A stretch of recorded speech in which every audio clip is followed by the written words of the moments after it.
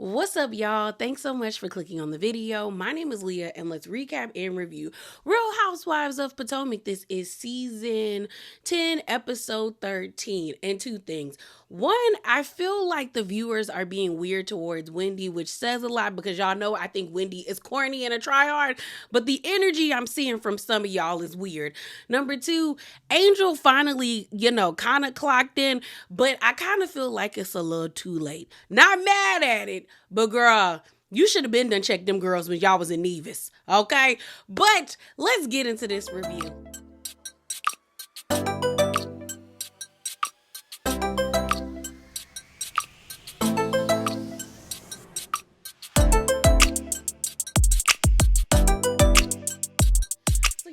Sometimes before we get into the review, we get a little spicy over here. So I just have a few things I want to talk to you guys about. So first up, Andy dropped his ceremonial tweet letting us know that they're gearing up for the reunion. The reason why I'm bringing this up is because I want 75% of the replies and the quote tweets, the questions that people were asking on Twitter need to be asked down at their reunion because y'all were not holding back. I don't know if it was a few of y'all. Maybe it was a few of y'all on Twitter. But if it was you, congrats, because you wasn't playing. I'm proud of y'all. I didn't ask any questions because most of the questions that I wanted to ask, people already dropped them down underneath the tweet. But I was like, oh, y'all got y'all thinking caps on. I rocks with that. So I hope 75% of the questions are asked at the reunion. Okay, y'all basically did production's job. They could do the little QT questions, everything else. Let's get into it. Now, another thing about the reunion, I know everybody is gearing up to see if Wendy's going to show up. I'll actually be surprised if she doesn't show up. I didn't think she was going to come to BravoCon, but the fact that she did kind of makes me feel like she'll show up to the reunion. But if she doesn't show up to the reunion, I wouldn't be surprised. I bet you her lawyers be like, girl, don't do it. Don't do it. But if she go, she go. Number two, I know everyone's looking forward to Stacey wrapping up Kiarna, Ashely, and Gizelle. Angel, people are hoping that cusses Wendy, Ashely, and Gizelle out. But more so, I think people want to see her really get at Ashely and Gizelle at this point. There might be a back and forth between Kiarna and Wendy. Kiarna might throw the lawsuit in her face, but I don't know if it's going to land. But what I'm really looking forward to is Ashely. I want to see how Ashely plays this reunion, because the fact that she came out and did that video about Charrisse's son because she saw the backlash she was getting, and if you are interested in my opinion about that, I did do a standalone spicy corner where I talked about Charrisse doing her interview with Carlos King as well as Ashely coming out and speaking out about that. But the fact that she did that reminded me, and I mentioned this in that video, of when she came out when the colorism conversation hit its peak with Potomac, and she was trying to advocate for herself, saying that she doesn't judge people off the color of their skin and all of this stuff. So I know Ashely sees the tweets and the Instagram posts and all of this stuff and the TikToks about people wanting her to be kicked off the show. I'm one of them people, okay? I feel like this should be Ashley's last season, and I know she's seen that. So I'm looking forward to see if she gonna really come to this reunion and show out, because I feel like she's going to be trying her best to prove to us as the viewers, not production, because I feel like she got blackmail on production, okay? Or Gizelle is interceding for her, all right? But I feel like she's going to come to this reunion trying her best to prove to us, the viewers, that she deserves to be here, that she shouldn't be fired and she shouldn't be demoted. But I'm interested to see how she plays it. Now, continuing on, let's talk about the ladies being in Colorado. It seems like Gizelle was not playing when she said she was not staying at Angel's house. I forgot, but shouts out to Mary Cosby's fan page. They reposted a post that I saw back in July where someone sent a video of Gizelle, and the rest of the class, like I said, cast minus Angel, Tia, and Kiarna. They were at the Four Seasons. You see, even Monique is there. And I was like, oh, okay, cool. They went to Colorado for a cash trip. But it seems like Gizelle was not playing. So let me play that clip for you. Right. Go say hi. Exactly. So that's They're all so pretty. Right. Go say hi. Exactly. So that's And to be honest, I'm not really mad mad at them for leaving that house. Although I thought the view was beautiful, I saw the sneak peek for next episode, and it seems like that house has a lot of problems. They didn't have water. It seems like Stacy was the only one that had water upstairs. It was so hot that Monique woke up and her face was swollen because the heater was messed up. And I was like, yeah, if I'm going on vacation, I need nice accommodations. So I probably would have left too. So it seems like Gizelle was not playing when she said she wasn't sleeping in that room with them twin beds. So moving on, I want to talk about, and this will probably be the last thing we talk about before you get into the review, is Gizelle and Robin finally responding to Charrisse and what she did on Watch What Happens Live. So this, shouts out to No Chaser TV. They posted this. It says, Robin Dixon and Gizelle Bryant weigh in on Charrisse Jackson Jordan's issues with Ashely Darby. Hashtag RHOP. So the first clip I'm going to play for you guys is Robin saying this. It says, Robin is disappointed Charrisse heightened issues by going to Carlos King, thinking Ashely was tasteless. Oh, my bad. It says she thinks Ashely was also tasteless for what she did. So let me play that clip. The episode aired where Ashely talked about how she kissed Jackson, right?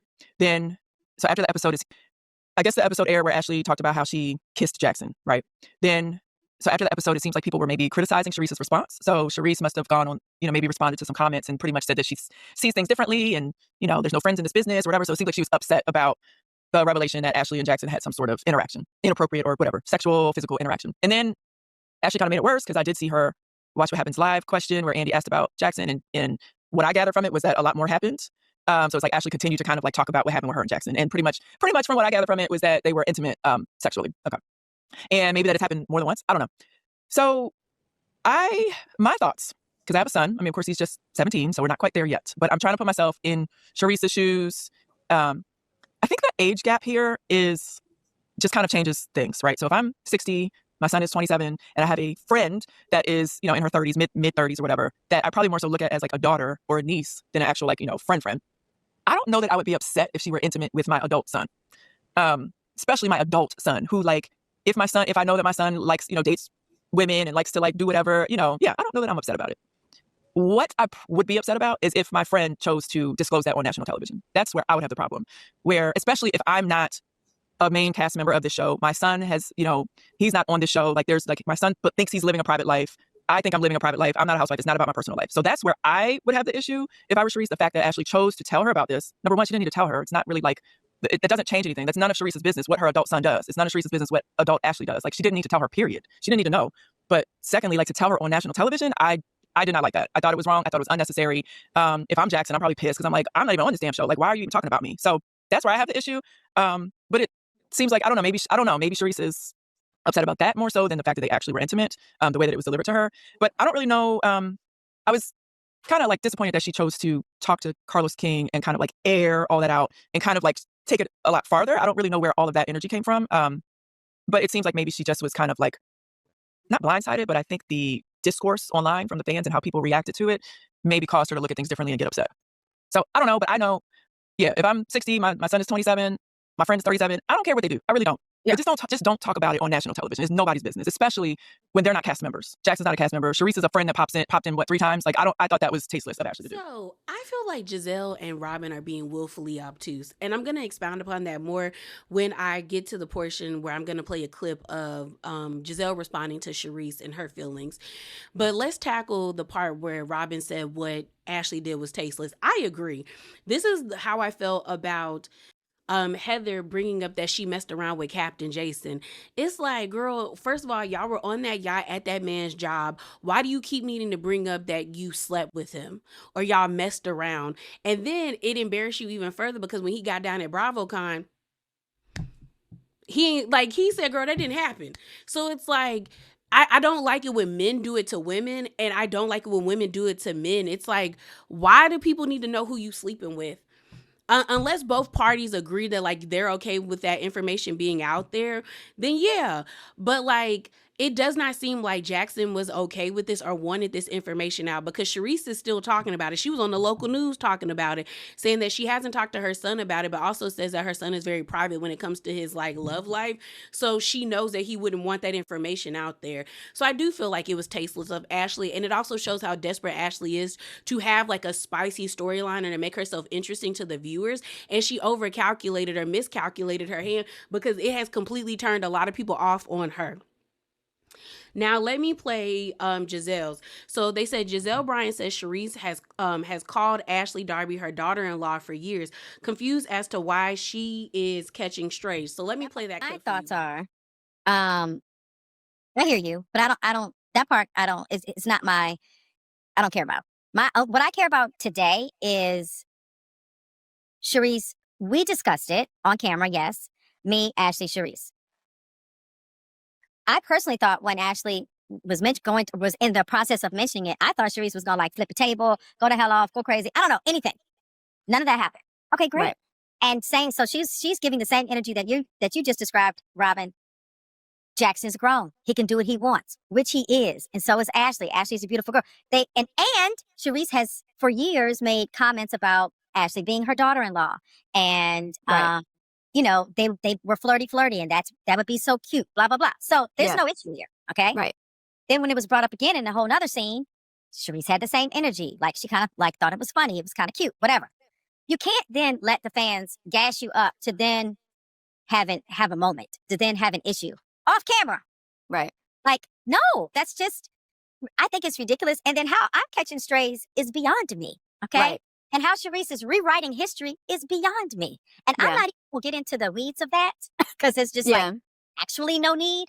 But it's crazy because Grace says to me when this all kind of hit, have you talked to Charrisse? Like, why don't you just call her? And I was like, no, I haven't talked to Charrisse. And she said, well, when was the last time you talked to her? And I said, let me think. And I said, you know what? We had filmed season 10. We had wrapped on it. And the week after, NECA invited me out to celebrate Charrisse for Charrisse's birthday. You were invited too, Kevin. Yeah. You couldn't make it. I could. So no cameras. I went to go celebrate Charrisse. At the table was NECA, Charrisse, me, Ashely. Well, we celebrated Charrisse. Charrisse had no smoke. She had no fire. We ate dinner. We left there, went to the club, took it to the club because she wanted to go dancing.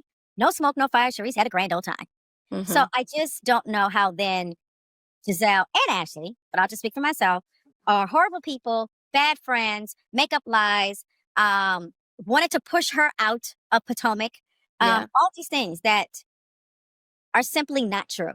Yeah. So now that I know, Charrisse, how you want to feel, now that I know, I will govern myself accordingly.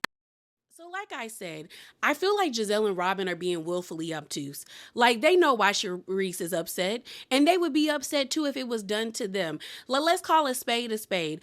I don't have children, but I know for a fact if any of my parents like friends were trying to push up on me, or if I messed around with them and their friends met me when I was in high school, they would be pissed. Like low-key, my daddy and his lying brothers would probably jump that man. Okay. And my mama would jump in too. So I'm just like, what are y'all not getting here? Now, granted, do I think Charrisse could have handled this a better way instead of going directly to Carlos King? She could have spoken to Gizelle about this.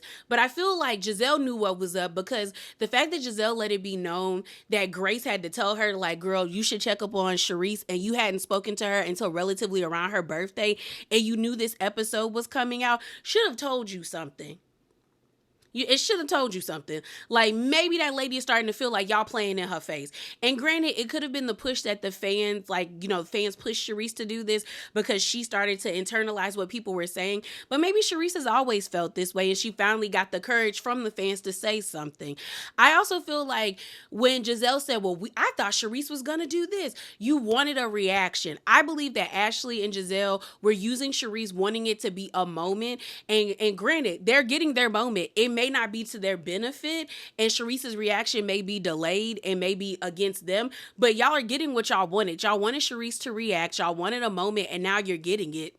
Now, this probably is going to be the last season we see Charrisse on the show. I would definitely be surprised if she is on season 11, because it pretty much seems like Gizelle is definitely drawing a line in the sand that she has taken the hint. She knows what it is with Charrisse, and she's not going to cross it. But what's interesting is, and shouts out to the diva, Miss Erica De Niro, she always talks about how boys and girls fight differently. Like, girls want to ruin your reputation, where boys want to like physically harm people. And the way that Charrisse is going about this, by being on Carlos King, also by being on the local news. Oh, she not playing with Ashely. And as much as people don't like Charrisse is the real grand dame of Potomac. Like, she know them people in that area, and she probably is about to make it real hard for them, especially if she friends with Cookie. And we see the way that Cookie move. Okay, but that's all I got for y'all. Let's get into this. So let's get into this episode. So it opens up and we see Wendy doing a commencement speech. I said, girl, savor that moment, because I don't think it's ever gonna happen again. We also have Kiarna celebrating her getting one of those digital billboards. And it was cute. She was excited. Greg tried to give her a prop saying, I see the sleepless nights and all of this stuff. But the way that her mom was looking at him, you could tell that she don't see it for Greg. She was just like, oh, why is he talking? But congrats to Kiarna. We then have the official scene that opens up the episode, where we see Tia, her sister that we met last episode, and then we see her twins. So the boy and the little girl, I think they're like 10 years old. They actually are visiting her father's home that he had in DC. I always assumed he lived overseas in London because of how much he talks about being in London, but he actually moved to DC during the 80s.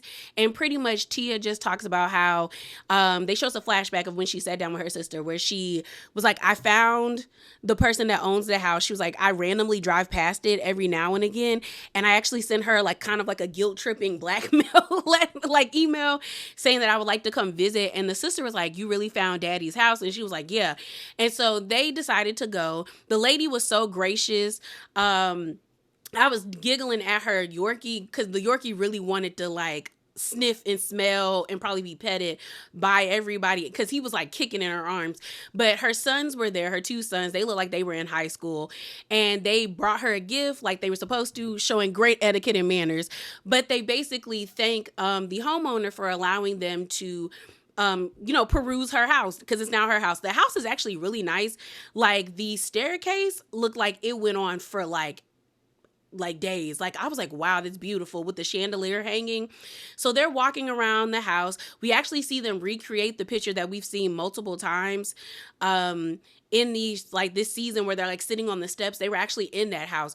Tia speaks about how her dad hated London or England but loved DC. She was like, he was a really happy man. And then they decided to go upstairs. And when they go upstairs, they kind of stumble into one of the son's rooms. And it has this quote that says, let me see if I can pull it up. It says, praise should be directed at the person's performance and not the person. And it's dated June the 11th, which is her father or their father's birthday. And so Tia immediately starts crying. She was already crying when they came into the house, and the homeowner was asking her, how was she feeling? And she was like, girl, I'm just a little overwhelmed. I'm just a little overwhelmed right now. And, she was like tearing up, and then they actually called their brother, and the brother was like, oh wow, that's so like crazy that y'all are in the house, and that would be on, their dad's birthday. So when they get back downstairs, the homeowner was like, how was it? And she was just like, she tells him about, we saw a post, and one of the sons was like, oh, y'all was in my room. And she was like, yeah, and that's my father's birthday. Like, this just feels like a surreal moment. The sister also thanks Tia for allowing her to be a part of this moment, because she says, it was kind of healing for her, because she's had built up feelings towards her sister, but this moment of them like bridging the gap really meant a lot to her. Tia says in her confessional, as she gets emotional, she talks about how like her father really fought hard for her and her brothers to have a relationship with her brother and sister, and she kind of feels guilty for not really giving in and like wanting to bridge that gap. But again, I don't feel like that's her fault. I said that in the last review. That's your father's fault. Your dad decided to be dishonest and betray your mom and your trust and your brother's trust by stepping out and having not one but two kids. Now, is that your sister and your brother's fault? No, because they didn't ask to be here. But it is definitely like his fault for doing something like that. So the resentment and the anger is his to bear. Like, he has to hold that. And I feel like Tia kind of has rose-colored glasses about who her dad is because he's been gone for 8 years and she was a daddy's girl. And even if you have like resentment and feelings towards your parents, that doesn't mean that you love them any less. But she shouldn't be carrying those feelings, in my opinion. But I did think it was a sweet scene. The next scene we have is with Wendy, Gizelle, and Ashely. They're sitting down at this restaurant, and Wendy's in the confessional basically saying that she's still pretty much reeling from the conversation that she had with her mom, but she is very, very particular about who she shares her feelings with as it pertains to her mom. Like, she's like, it's her mom, and she still loves her mom. When they show that flashback, girl, it couldn't be me, because I'm telling you this and now, like, me and Miss Susie would have been in that, Miss Susan would have been in that house arguing. Like, the way in which she kept saying that Wendy was disrespecting her, I'd have been like, I'm gonna show you disrespectful. Now, granted, I do think that Mama Susan was making valid points, but her delivery was so nasty. And I'm just kind of like, yes, Wendy has rose-colored glasses on when it comes to her father. Like, she is longing for a relationship that she never had, and she has probably put it in her mind, and she fantasized about how it would be, and she does need to live in reality. But there was a better way that they could have spoken to her about that, her and her sister.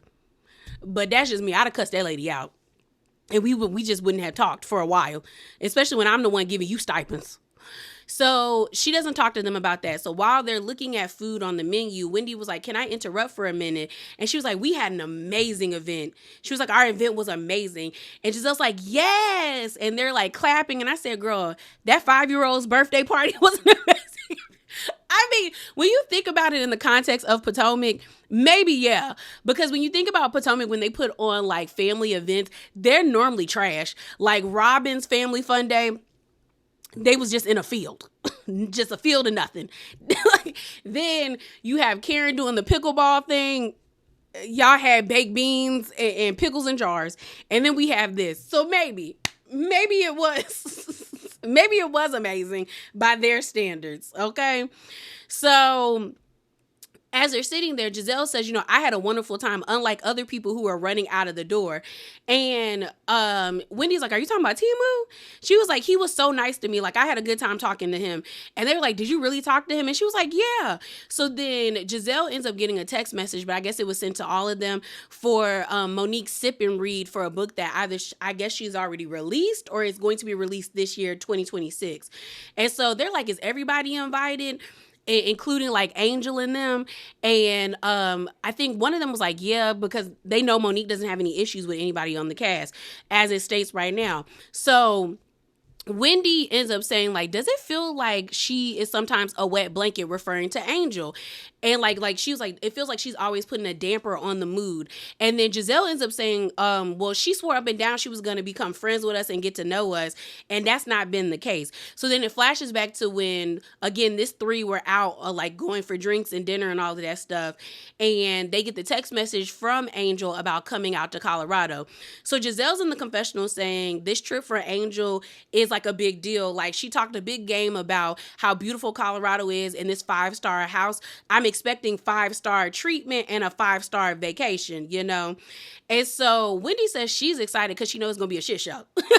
She, especially with Angel at the helm. And Gizelle ends up saying, I'm excited too because I'm ready for whatever. And Wendy's like, I'm ready to be promptly at the airport. I'm gonna be the first person at the airport.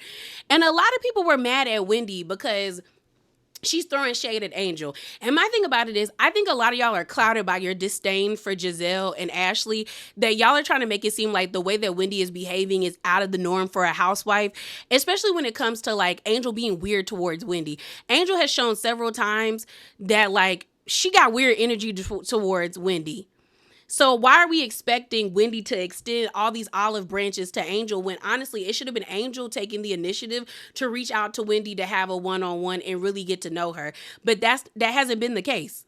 That hasn't been the case. So I'm just like, I don't get why y'all are so angry at Wendy. Now, is it shady? Yes, but that's the game of Housewives. I just think y'all don't like the fact that she's cool with Ashely and Gizelle. And granted, I've always felt like Wendy wanted to be up Gizelle and Ashley's butt. Same with her wanting to be friends with Robin and Karen. When I'm like, all four of these ladies give you their ass to kiss, Wendy. So I've never understood that. But the part for me is, who is she supposed to film with? Like, there's no Karen, there's no Robin, there's no Candace. There's only Gizelle and Ashely, and they're the OGs, and then Wendy is a veteran. Of course, there were going to be scenes of the three of them together, like, because we see that all the time. Look at what's it called? What's the show? Orange County. Even when Shannon and Tamara aren't really in a good place, there's always scenes of Shannon, Tamara, and Heather together on that show because they are the veterans on that show. They always pair them together.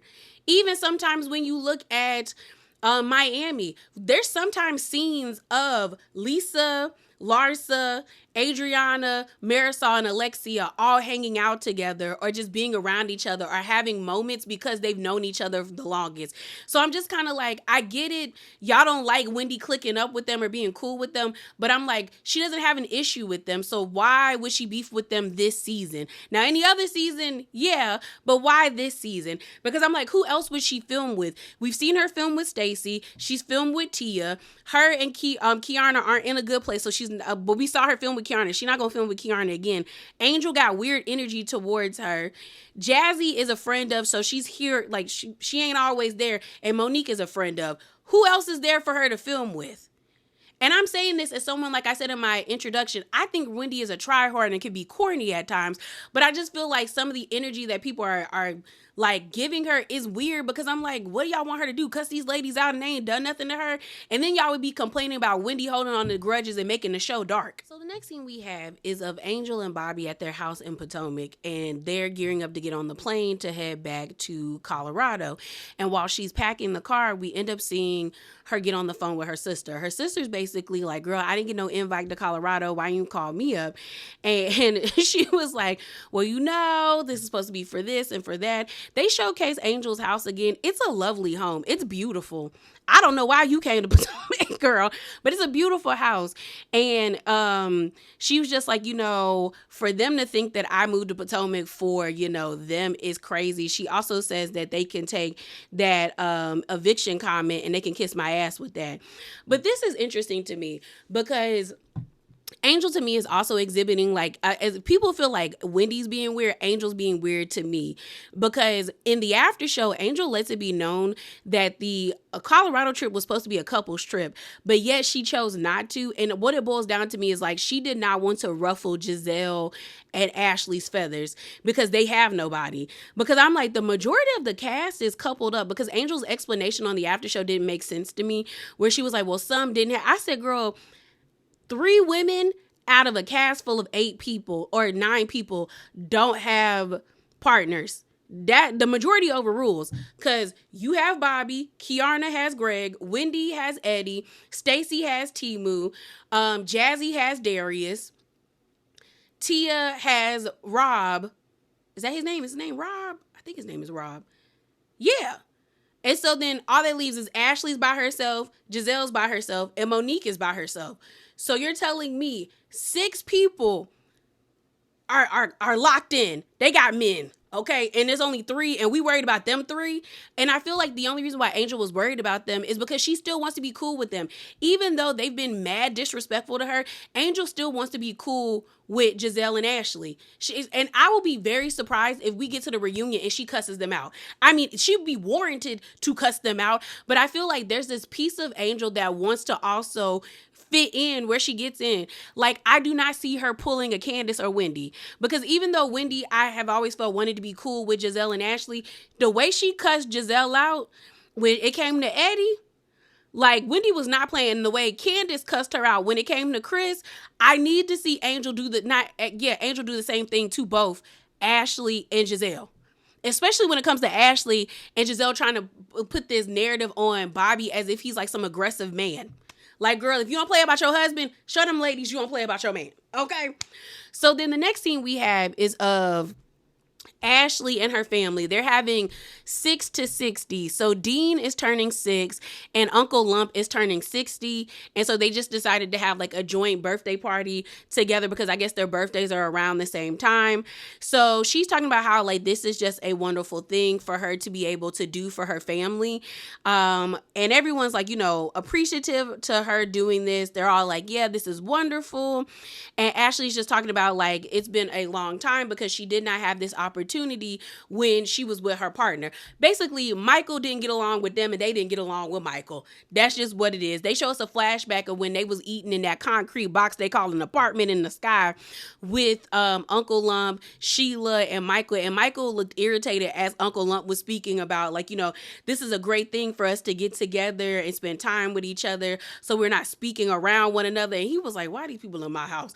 So with Michael not being in the picture, Ashely has the opportunity to grow closer to, grow closer to her family, okay?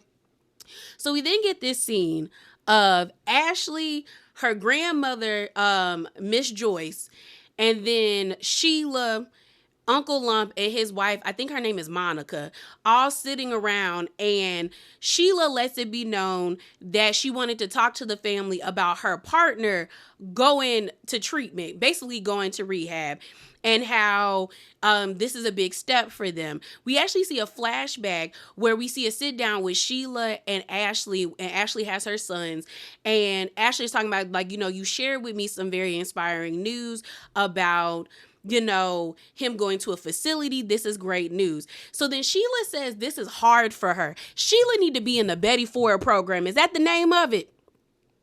I used to watch Intervention a lot when I was like in high school and middle school.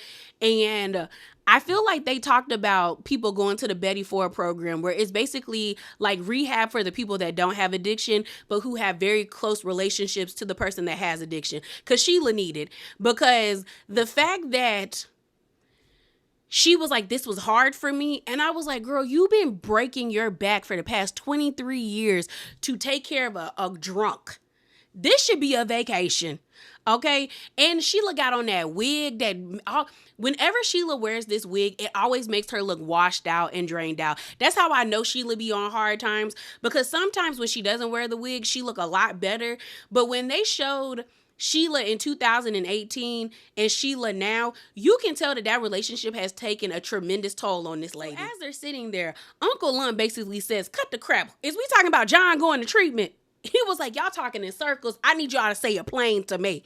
And they're like, yes, yeah, we are. And you can tell that Sheila did not like the fact that they named him. His name is John. And so the grandmother, Miss Joyce, was like, well, this is a good thing, and Uncle Lump was like, yeah, no, this is great. Like, this is good. It's good that he's in a facility. His relationship with the family hasn't always been the greatest, but this is great. So then the grandmother's like, he's always been fine with me. And I said, and you're the problem, Miss Joyce, because why have you been okay with your daughter being with a man who's been a drunk for 23 years and you see how worn down your child looks? You can see it in Sheila's eyes.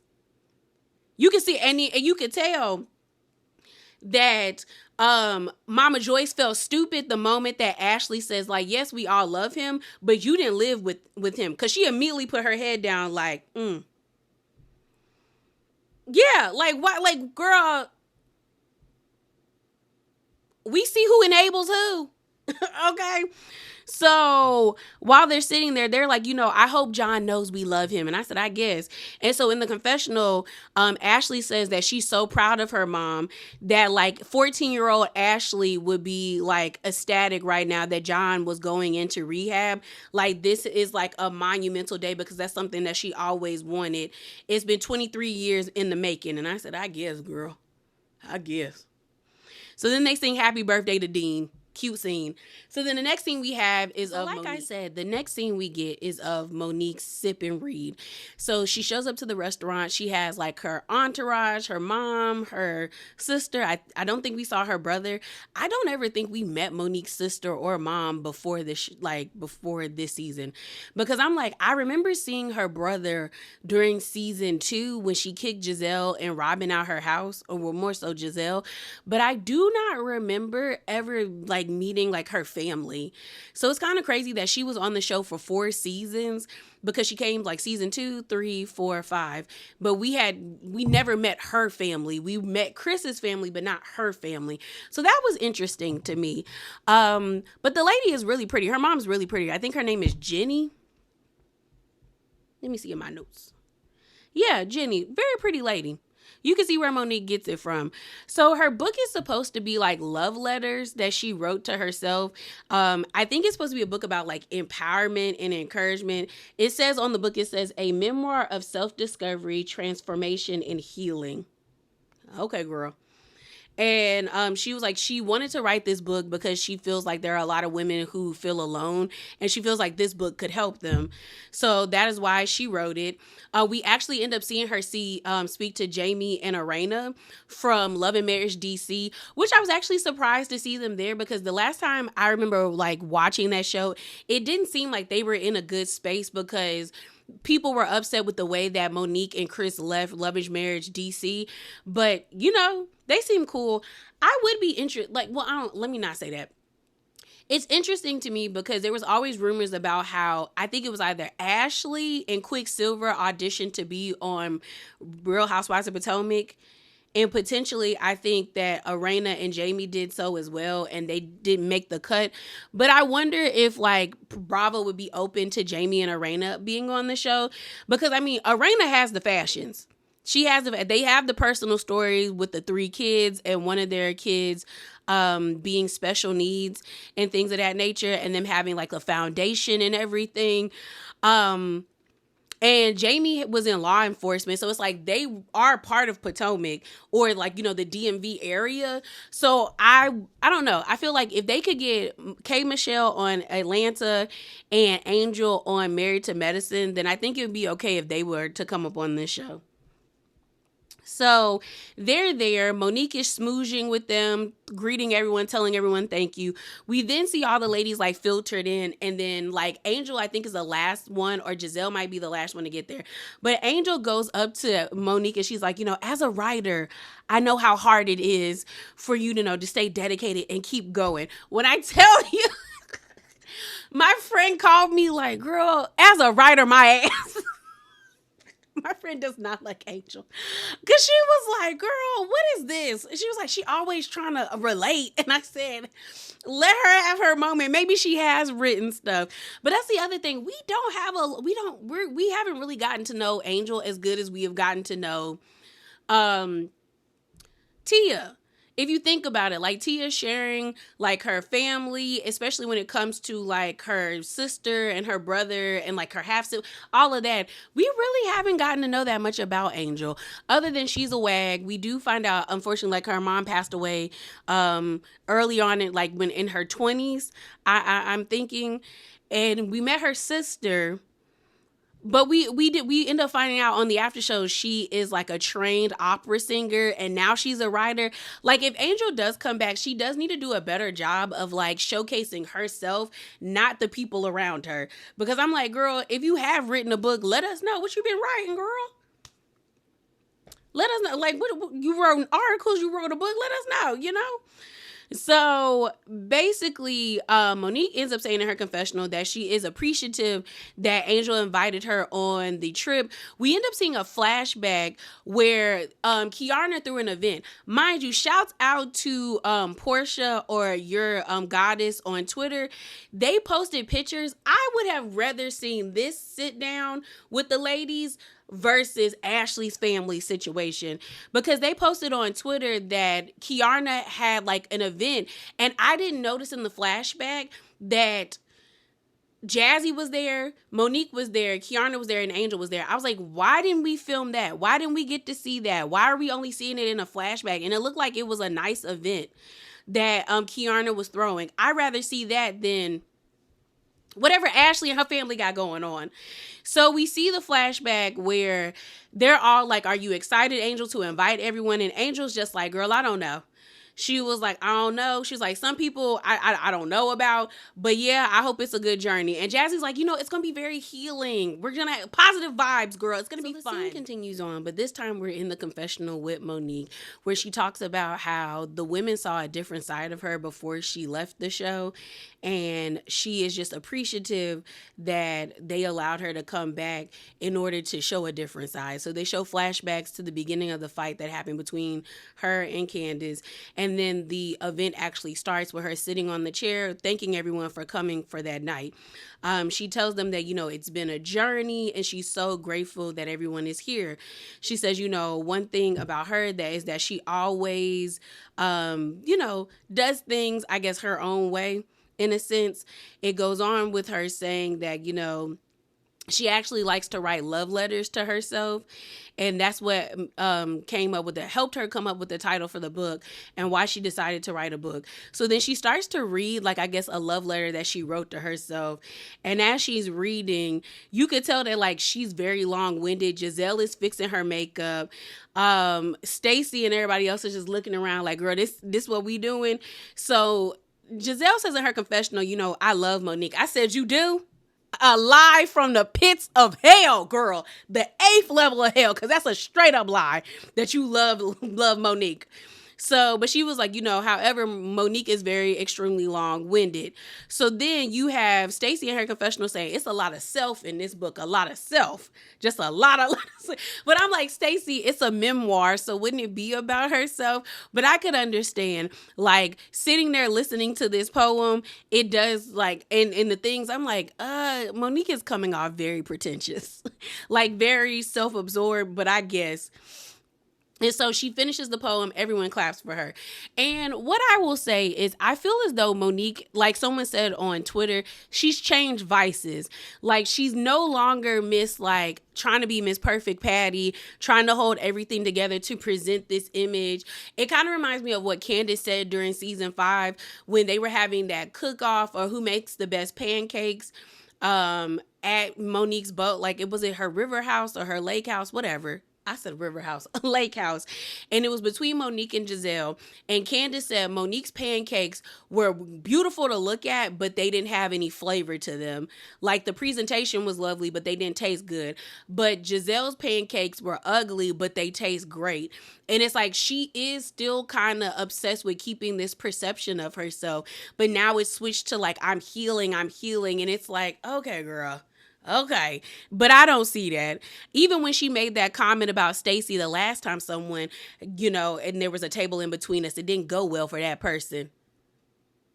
Why would you make jokes about that if you don't want yourself to be synonymous with that fight? Crock of shit, okay? So they clap and all of that stuff. And so Monique ends up gifting all the ladies these bags and they pull out binders. And so she ends up saying, I asked myself, who am I? And you know what? She says, and I'm a binder bitch. And the camera immediately goes to Gizelle. Gizelle is stuck you can tell that she was nervous because she didn't know what was about to go down. They flash back to the reunion with the whole binder and all of that stuff. And she pulls out a binder and they're all like, oh, so then they have binders, but nobody else does. And the restaurant looked packed. So they're doing this group activity where they have this binder and there's tabs with everybody's names beside them. And they're supposed to write things about how they see themselves and how they perceive the other women. And I was like, why are we doing this in front of people? Now, do I think this is shady? Yes. And am I here for it to a certain extent? Yes. But this should have been something they did as a group without spectators, because you could see that everybody was looking at them like, oh girl, this is about to be messy. Especially when they started reading out what they felt about each other. Everyone was like, ooh, okay. And so they start writing down things about each other. So then Monique knows what she's doing is shady, but she's like, she's doing it with a purpose. I said, I guess, girl. Doing it with a purpose.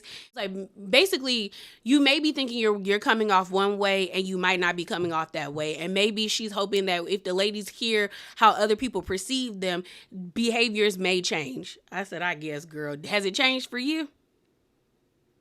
I don't think it has, but all right. So Gizelle says in her confessional, like, I love a binder and it's crazy that we're at this place where I'm actually enjoying this.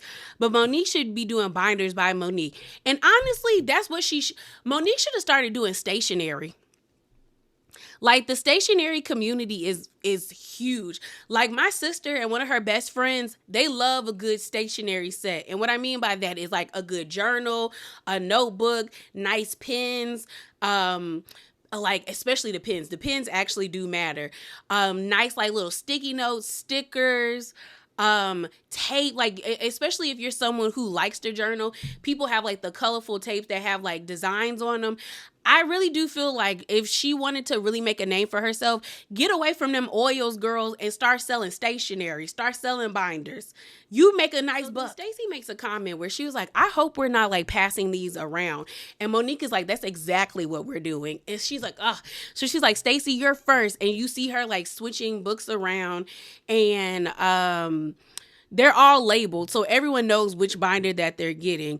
And Stacey is trying not to give Monique the binder. And Monique basically says, the last time I had a table separating me from someone, it didn't end well. And someone's like, Monique. And that's how I'm like, you're not healed. Because as much as you keep saying that you regret what you did, you're still poking fun at it. Like, you wouldn't make jokes about regretting doing something. Like, but that's y'all girl. So good for y'all. So then Gizelle ends up reading Stacey's binder, where it says, I get that you don't trust people easily, but I hope one day you will. But she's like mocking by reading it in Stacey's tone. And then Tia reads Gizelle's binder about Stacey, like the tab about Stacey, and there's nothing. It's blank again. And like, I'm like, Gizelle, how long are you going to run this into the ground? Like, about not knowing who Stacey is. And it's like, at some point, if you're not willing to get to know Stacey, then you're a loser. And what I mean by that is, you focusing on like, well, I don't know anything about her. You've had several opportunities to get to know her, and yet you have not taken the opportunity to, meaning that you just want an issue with her, which makes you a loser because she has not done anything to you. It's loser and lame behavior, bro. You too old for this. And what I mean by too old is, yeah, too old, but also like, you've been on this show for 10 years and this is as good as it's gonna get from you, and you're an OG. You ain't got, you. That's why I have never understood when people put Gizelle in their top like 10 for Housewives, because she's not that girl. And even if she is in your top, she better be number 10. She'll never be touching the cusp of the top 5 or top 3. And she damn sure better not be your number 1. Because that tells me a lot about you. Okay? So, Stacey takes it in stride. And she's like, I love that. I love that she has no thoughts. So then I think they start talking about what Ashely says about Stacey, where she's like, Stacey is nurturing, fun, and she says something about like complicated. And then Stacey says, considering how we've been lately, that we've come a long way. So she was like, I'll receive that. So then Ashely reads what Wendy said about Kiarna, and she put fake beside it. Fake, period.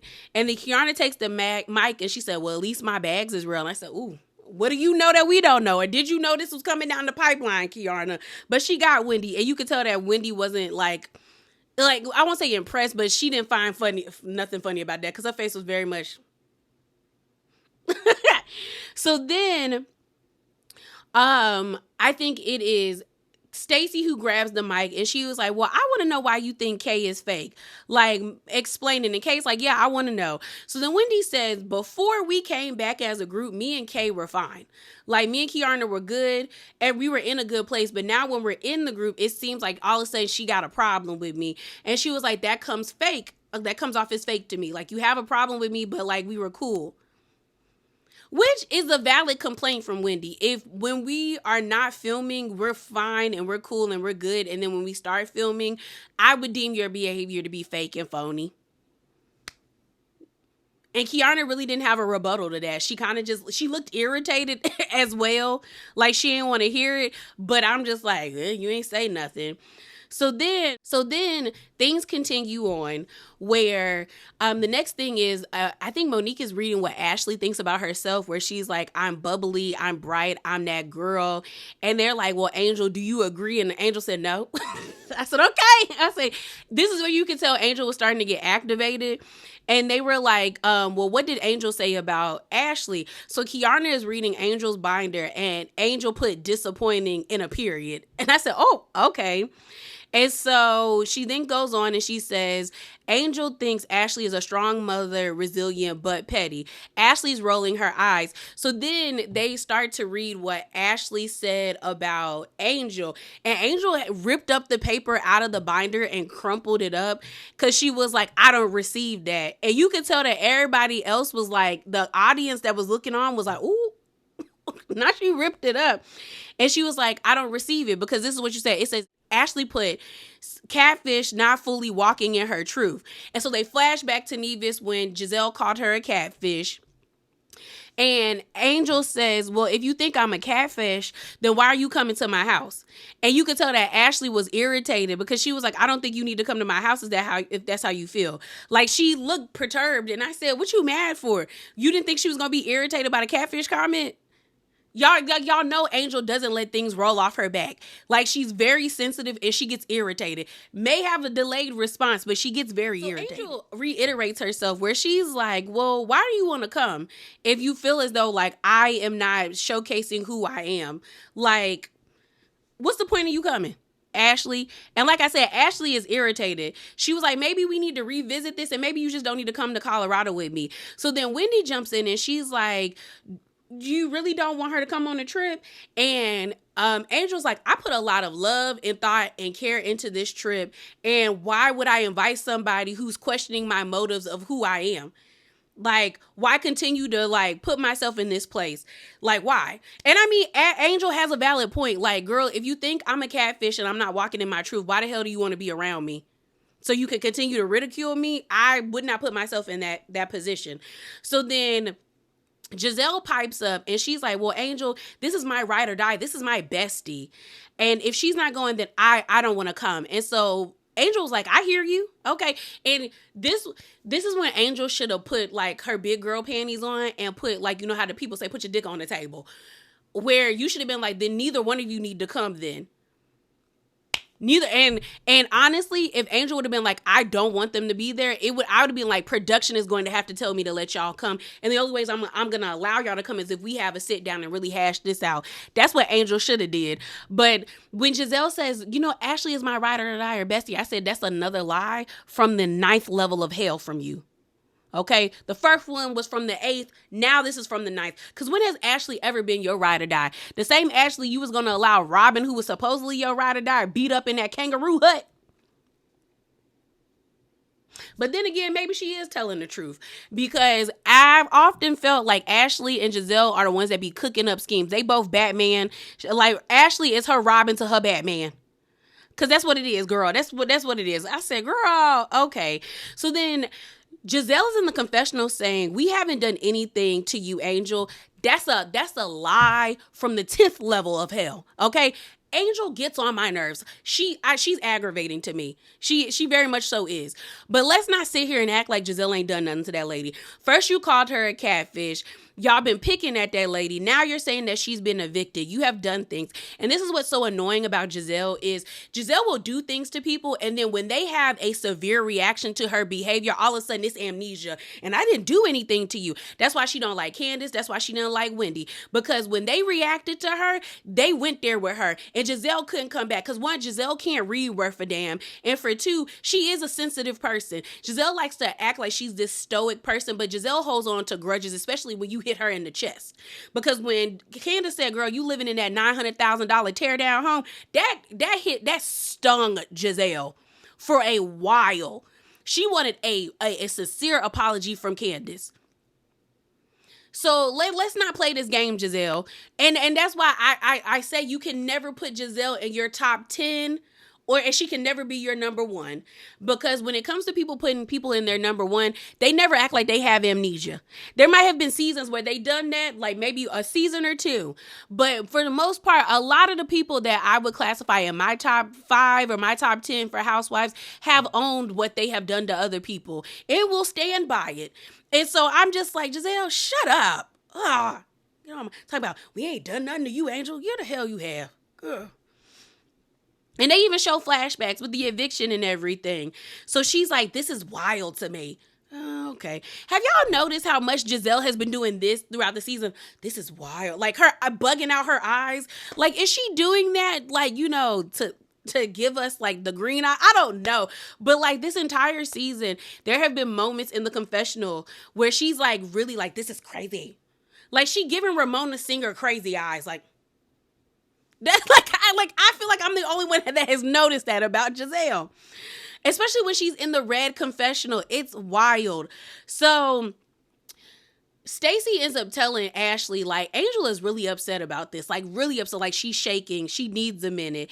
And so Monique ends up saying this situation, this little study or this little experiment has taken a turn for the worse. I didn't expect that. And then Wendy was like, girl, you didn't expect it?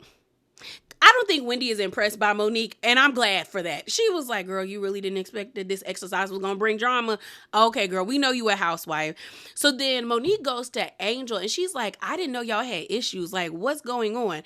So then Angel basically says, when your husband is upset with you or he's flustered, she was like so basically she explains that when they were on their way to Potomacs and Ponies, Bobby really didn't want to go, but he was showing up for her. They were already frustrated and tired from packing up the house, and she was like, I get there late, and all of a sudden they're talking about I'm evicted. Like, are you serious? Like, I was blindsided with that, and Ashely kept saying that. So then Monique's like, oh, you're offended by the word eviction. So then you then end up hearing Gizelle say, I hear my name. No one's talking about you, lady. Shut up, Gizelle. And so that's when Monique tells Ashely, oh, she's offended by you saying the word eviction. So then Ashley's like, but that's what it sounds like. Like, you're moving. And the response that Angel gave didn't make sense either, where she was like, let's clear this up. Like, let's pack this up.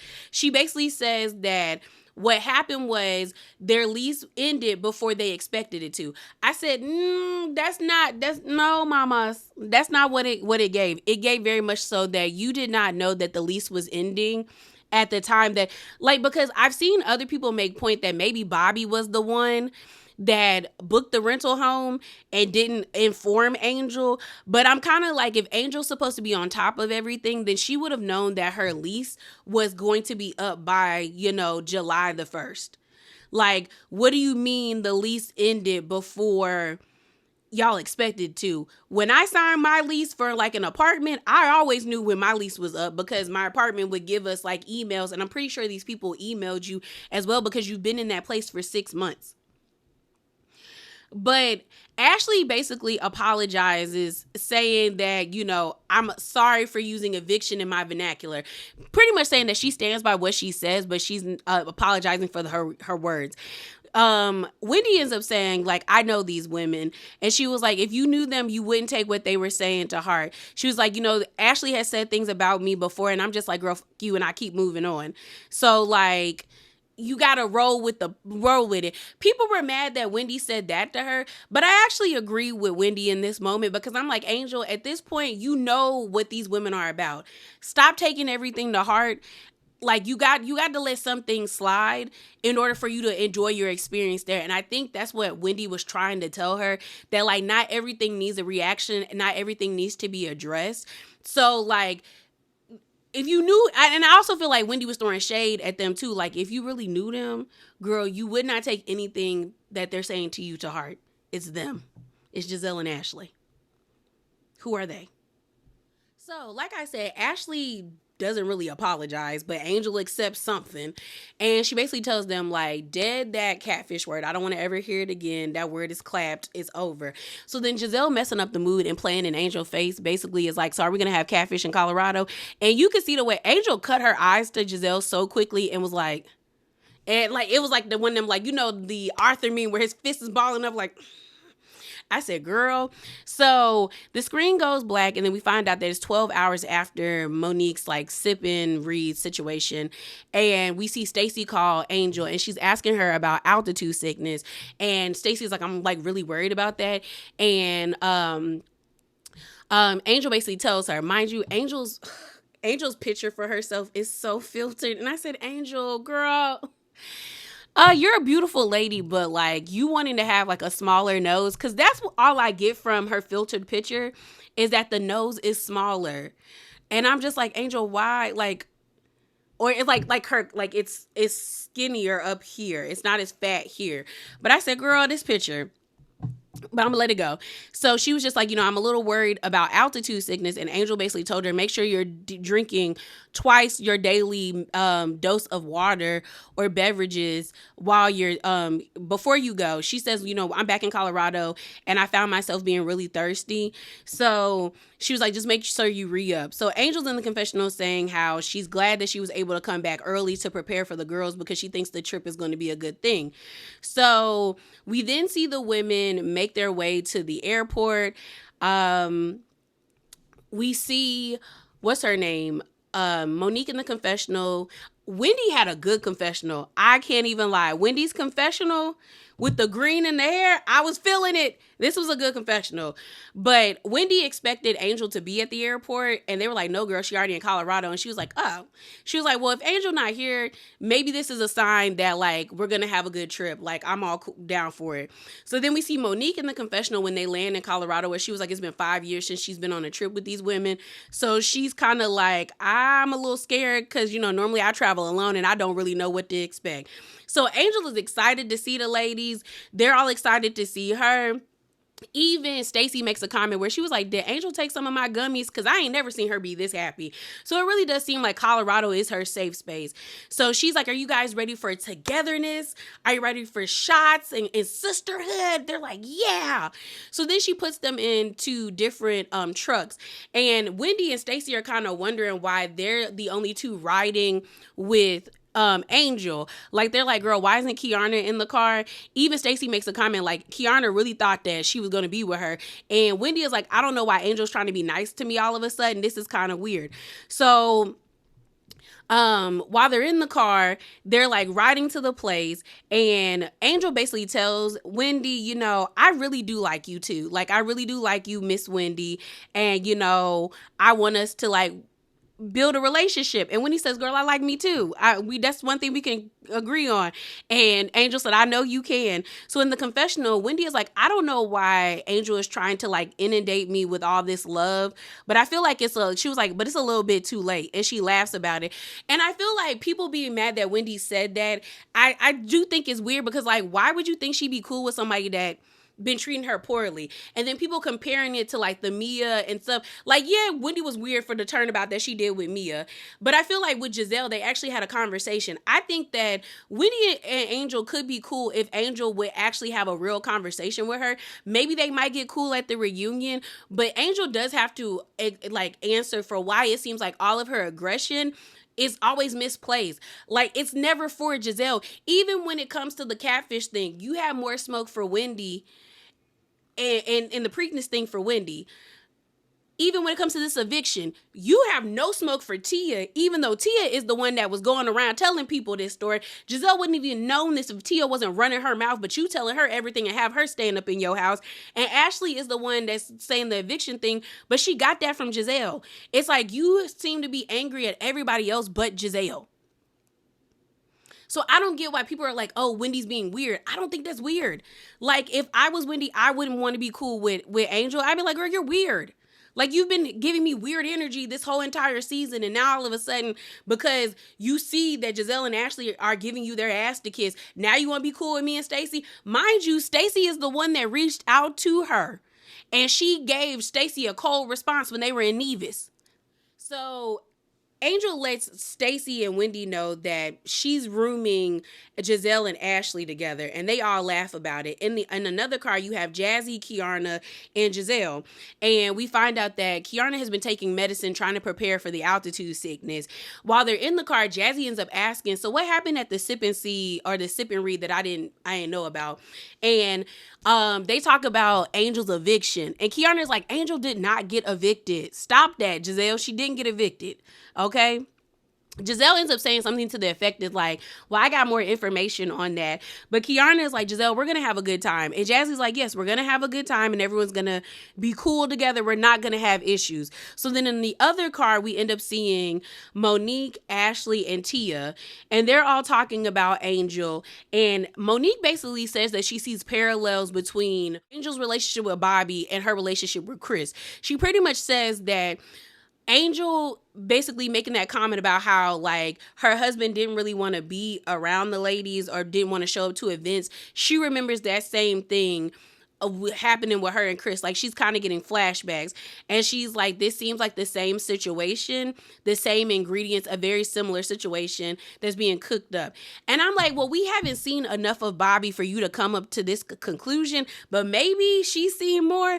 But I don't like how they're trying to put this narrative on Bobby, and it doesn't seem like he's this bad of a guy that they're trying to make him be. So they finally get to to the house.